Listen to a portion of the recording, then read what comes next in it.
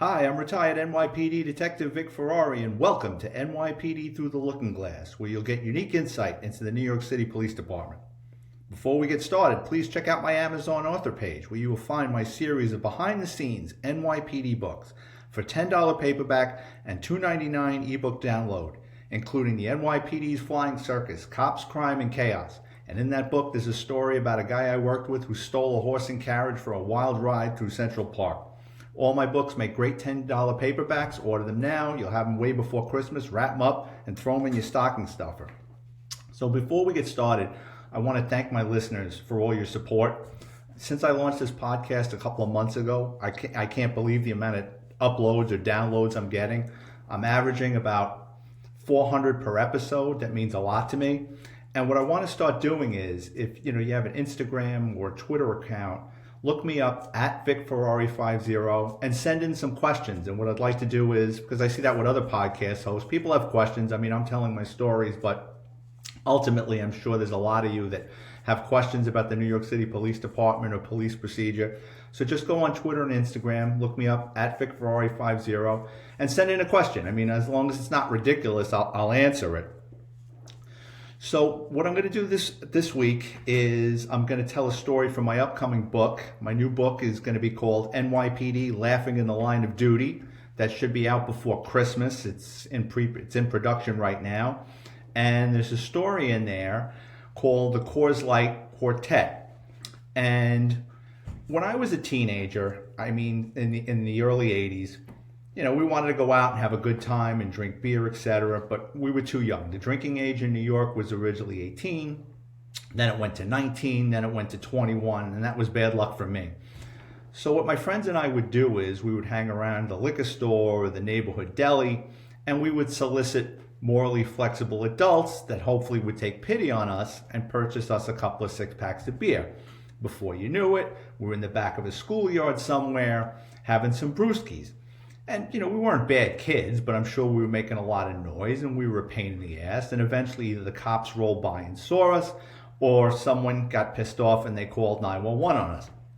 The cops would show up and they would break our beer or pour it out. And that always used to rub me the wrong way because we really weren't bothering anybody. And I always used to tell myself, you know what? When I become a cop, I'm never going to do this. I'm not going to be one of those guys that becomes a hypocrite. At 16 years old, 17 years old, I had life all figured out. I was never going to do that sort of thing. I was going to leave teenagers alone, and I was just going to be one of the good guys. But while they were pouring out my beer, I would pick their brains. As mad as I was, I would ask them a ton of questions. I was somewhat polite, but annoyed, and then I would go on my way. 10 years later, I'm working in the 50th precinct in the Riverdale section of the Bronx, and after a couple of years, my partner and I had worked ourselves into the precinct anti-crime unit, and I've talked about that in the past. It's not undercover. You're in an unmarked car, you're driving around the neighborhood in plain clothes, and you're looking for robberies and burglaries in progress. So it's the early 90s, and there was a gang of these burglars that were hitting commercial establishments across the Bronx, but they had hit Riverdale pretty hard.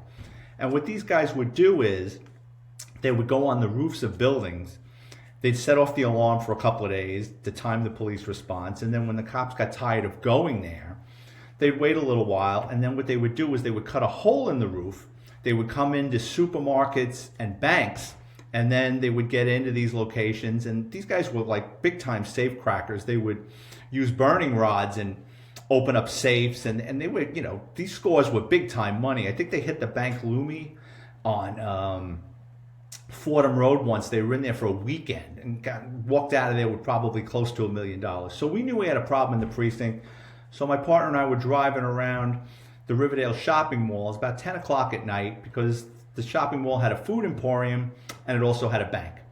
So we're driving around. It's a cold October night, and I go in the back of this shopping center and I see a bunch of young boys hanging around a loading dock. So as we roll up, the boys start picking up their beers in a bag, and they look like they're going to run. So my partner goes over the PA system and says, "Hey guys, don't make me chase you." So the boys stop, we roll up, and I said, "What are you doing?" And they said, "We're drinking beer." So I said, "All right." And they said, "Are you going to take our beer?" And I said, "No, do you want me to?" And they laughed and they relaxed. And for the next 20 minutes or so, They were asking me a lot of questions about the NYPD. How long have you been a cop? How long did it take you to get into plainclothes? Have you ever shot anyone? The same questions I was asking the cops when I was a young boy. And it brought back a lot of fond memories. And I'll never forget, it was a Sunday night. I go, don't you guys have school tomorrow? And they said, no, we go to Catholic High School. We're off for Columbus Day. I said, all right, good enough. Do me a favor. And it was like, it was like 4 of them, and they had like 2 6-packs. None of them were drunk. And I said, guys, do me a favor. When you're done, clean up your mess and go home. Thank you, officer. We really appreciate it. And my partner and I went on our way, and my partner and I in the car, and we're talking about how it reminded us of how we were as kids. So the following weekend, we're in the same neighborhood, just cruising around, and a radio run comes over, a robbery on progress on West 263rd Street and Riverdale Avenue. And a bus driver, a Liberty Lines bus driver, had been robbed at gunpoint, and the description was 4 male whites, and they were fleeing south on Riverdale Avenue. So my partner and I were literally around the block. There goes the 4 young boys. We put the cherry light on the police car. We jump out. Police don't move. We usher the boys against the wall, and we start tossing them, patting them down for weapons. And the boy, the description was the one with the gun had a New York Giants red and blue New York Giants jacket. So obviously the jacket stood out. That's why we stopped him. We put him against the wall. We're patting him down for a weapon. And the boys immediately recognized us, and they go, officer, don't you remember us? And I had forgotten, it was a week had passed, and I go, where do I know you from? Don't you remember us in the back of food impairment? I said, all right. And as we're patting him down, my partner recovers a Black Daisy BB gun from, I think it was the kid with the Giants jacket. And I said, where are you guys coming from? And they went from really chatty to they got quiet. So we went over the radio. We told the radio car that had the victim to bring him over to do what's called a show-up. So another police car shows up with this old white-haired bus driver, Irish guy. He gets out of the back of the police car, and he walks over and he goes, that's them. I said, okay. So we start handcuffing the boys, and we piled them. We had a Ford LTD, if memory serves me correctly, and it was a big car.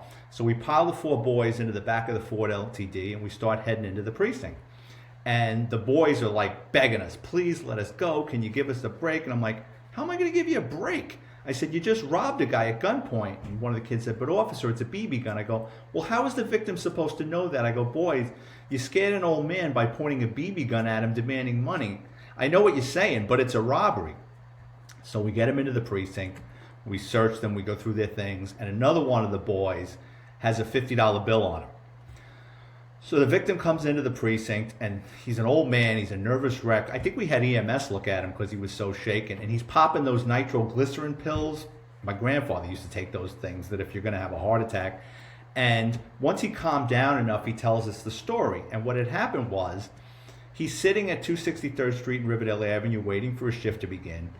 He notices the 4 teenage boys kind of milling around the bus stop, and they start pounding on those folding doors of the bus. And he tells them, well, I'm not leaving for another 15 minutes. So the kid, I think it's the kid with the New York Giants jacket, shoves the black BB gun through the folding doors and demands money. Well, the old man shits a brick. He says, okay. He reaches into his pocket. He had a $50 bill. He slid it through the folding doors. One of the boys snatched it, and they head off down Riverdale Avenue. So now we're in the precinct, and we're fingerprinting them, and we're doing all the paperwork. And one of the boys says, how much trouble are we in? I says, you're in a lot. You're being charged with a felony. And they just couldn't understand the gravity of what was going to happen to them. And one of the boys said, well, is this going to prevent me from being a police officer? I go, guys, what do you think? I said, you're in deep shit. So after we were done all the paperwork, we pile them back into the car, and we bring them down to Bronx Central Booking. And for those of you who have ever been down to Bronx Central Booking, the Bronx courthouse is in a lousy neighborhood. After dark, there's really nothing around. It's like a barren wasteland down there. We pull up, and we're taking them out of the car in handcuffs, and they're looking. They had never been to this part of the Bronx before. They're 4 Catholic high school kids from Riverdale. They were way out of their element. So we're walking them up to the building, and you can tell, like, they went from chatty to being really quiet. So we get buzzed in, and it's a correctional facility, so there's steel doors slamming, and there's all sorts of smells in there, and the boys are shitting a brick. So we take the handcuffs off them, and now they're following us around through this correctional facility like lost puppies. And in Bronx Central booking, what happens is you go through this narrow hallway through a magnetometer, and then you have these large cells in the back. They're called bullpens. And that's where people stay. People that have been arrested, you wait in there.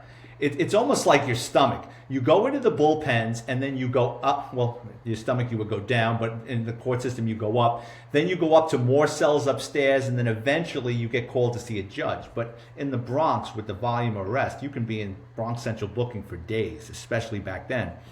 So we bring them into the bullpens, and the bullpen had an all-star cast of drunks and scumbags that have been arrested throughout the borough that night.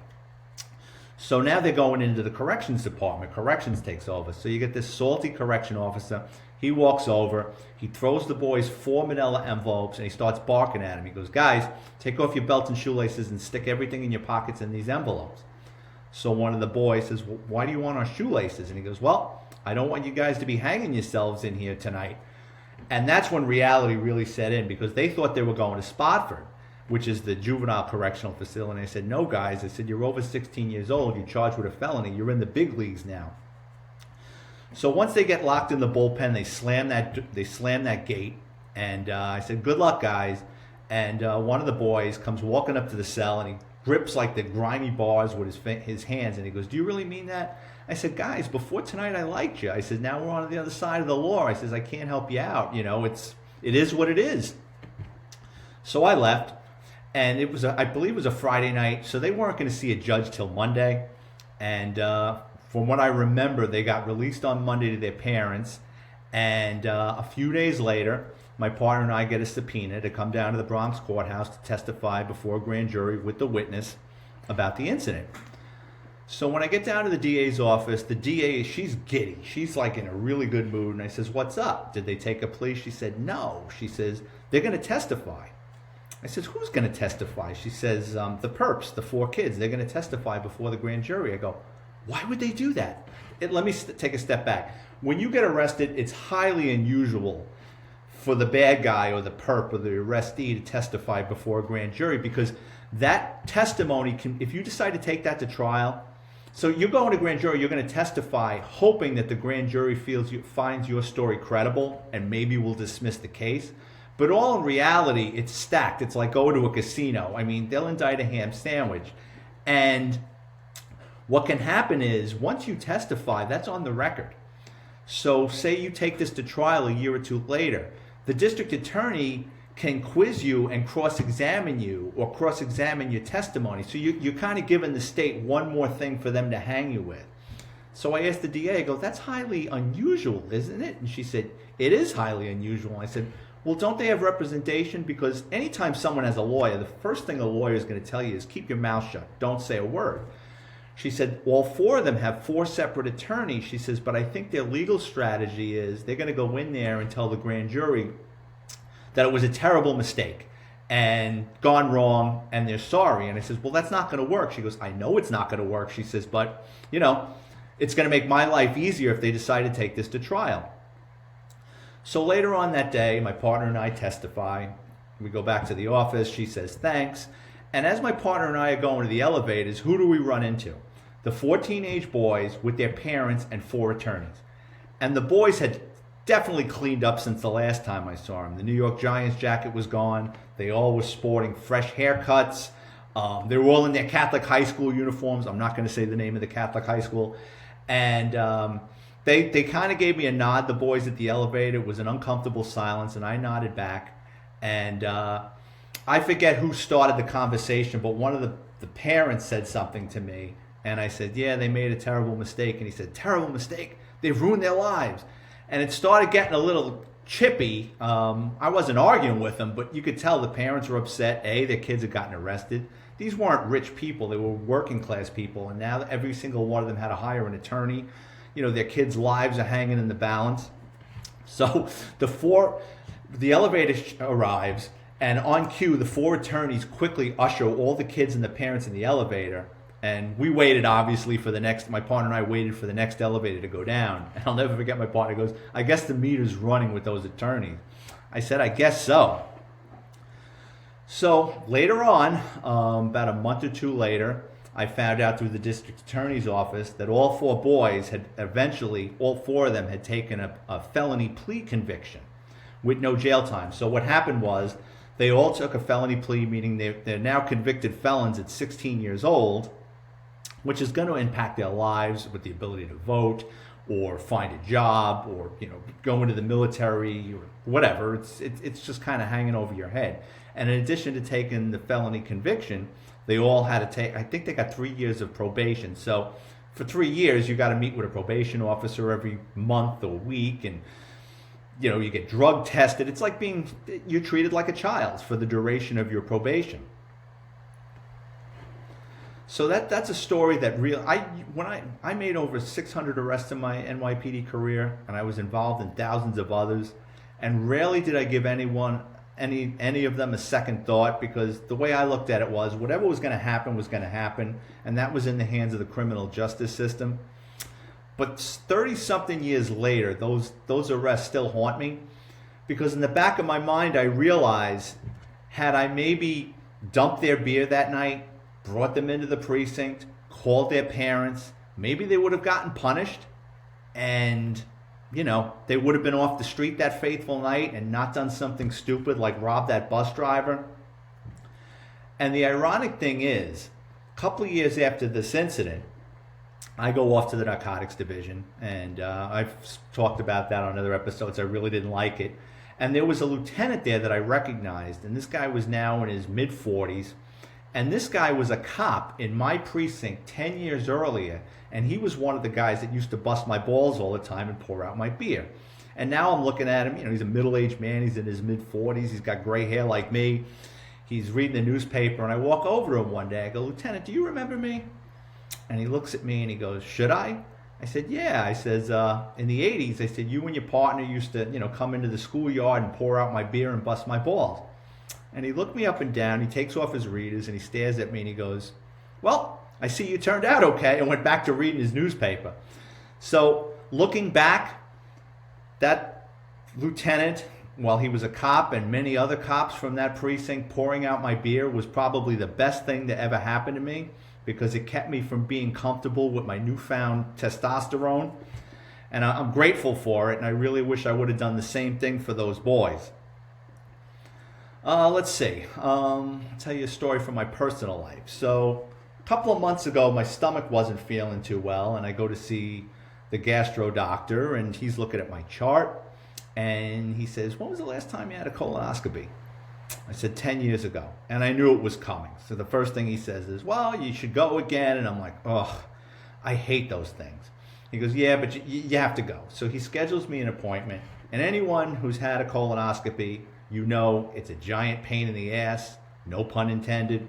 The night before, you have the prep, you're drinking all this stuff.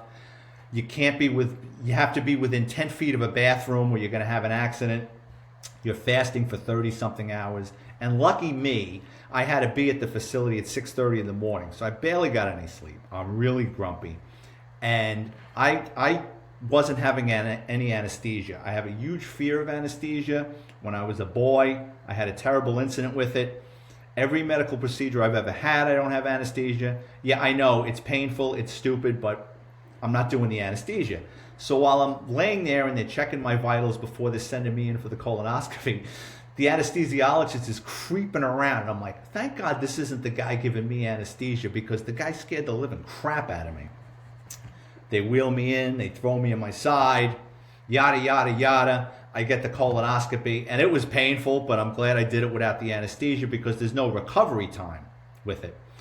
So they wheel me out, and they bring me in this recovery room, and I says, "Well, I didn't have anesthesia, I want to go." And they says, no, we just got to wait about 15 minutes to make sure you have your vitals and everything's fine. I said, all right. So I'm making small talk with this nurse, and she's asking me what I did for a living or what I do for a living, and I told her I'm a retired NYPD cop, and I'm just telling her a couple of quick stories.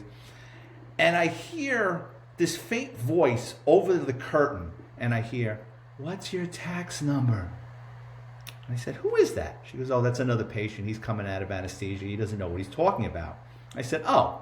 And then I hear it again. "What's your tax number?"